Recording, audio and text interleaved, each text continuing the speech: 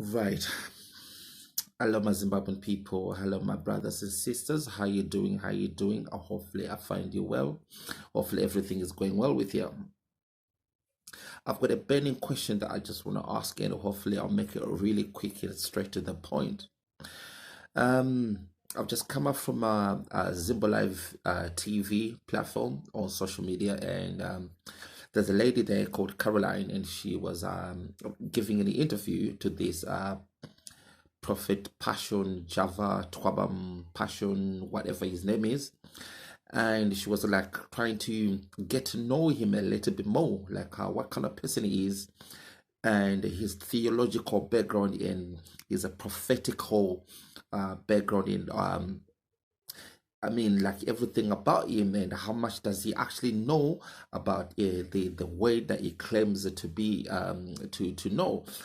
And I mean, I listened to the whole interview, which was almost over an hour, and all I can say is, my people, where did we go wrong? I mean, this guy did not seem to have no theological background, none whatsoever. Did not even have any motivational, inspirational speaking skills, or even content that can actually help anybody, or that can even empower uh, all the unemployed people, or any people that are looking for hope in their life, do you know what I mean, or breakthrough in their life. And it was really a horror show. I mean, I tried to listen to this guy, and I tried, I even tried to put my phone down, but I couldn't, because I just want to find out exactly what kind of person this guy is.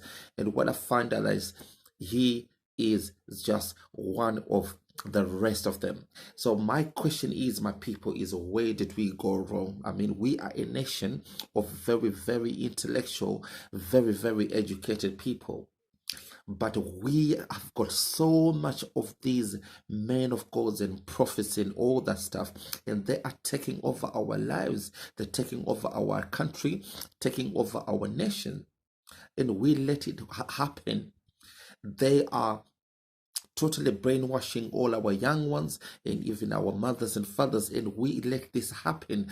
But we are very, very intellectual. And I mean, on the comment section, because I commented, I say to this guy, hopefully he's gonna read my comment. I challenge him to come live on air and have a theological, scholarly debate with me. And I mean, I don't even go to church, but I'm an independent researcher of theology and ancient religion, comparative religions, and all that. And I could tell this guy has got absolutely no idea of the religion that he claims to be a leader or a prophet of. So if I can see it through, can you imagine the kind of people he's brainwashing in all his congregations, all his followers?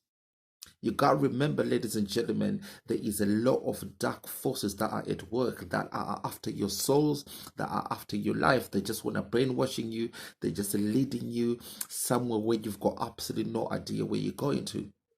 So this is my question, ladies and gentlemen, Zimbabweans, where did we go wrong? Why are we letting this happen? Why are we letting these so-called men of God, prophets or whatever? As a matter of fact, there is no such a thing as a prophet. There is no such a thing as a man of God. We are too busy following all these people, these guys who are so-called prophets and men of God, instead of worrying how best to improve our economy, how best to improve our society, our social structure, our politics, how best to keep the country moving.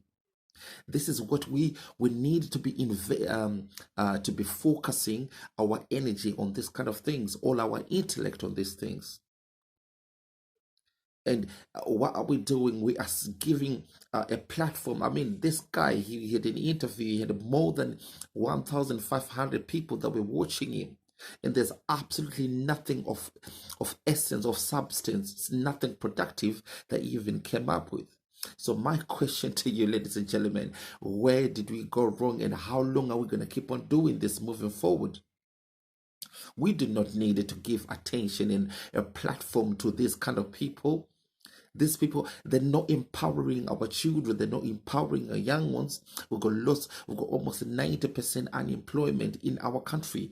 So how best to empower them? You're not going to tell them to start worshiping God and Jesus and all that and start praying. No, we need to find out solutions of how to create jobs. We need to find out solutions how best to make our country get back to where it was before, when we used to be the breadbasket of Africa. How best to go back to there. But instead, this guy is being given a platform when he is just saying rubbish. He's saying nothing at all. And the pride and the arrogance in him, claiming to be, oh, he's so close to God and everything. What is God? What is God and what is the prophet? What is a prophecy? In this country, I'm in the UK right now, where they wrote the King James Version, the King James Bible. Do you know what I mean? 90% of the people don't even go to church or even believe in God or Jesus. Do you know what they do? They go to work. They do things that are productive. That's why England is a first world country. That's why a lot of foreigners come to a place like England, because they are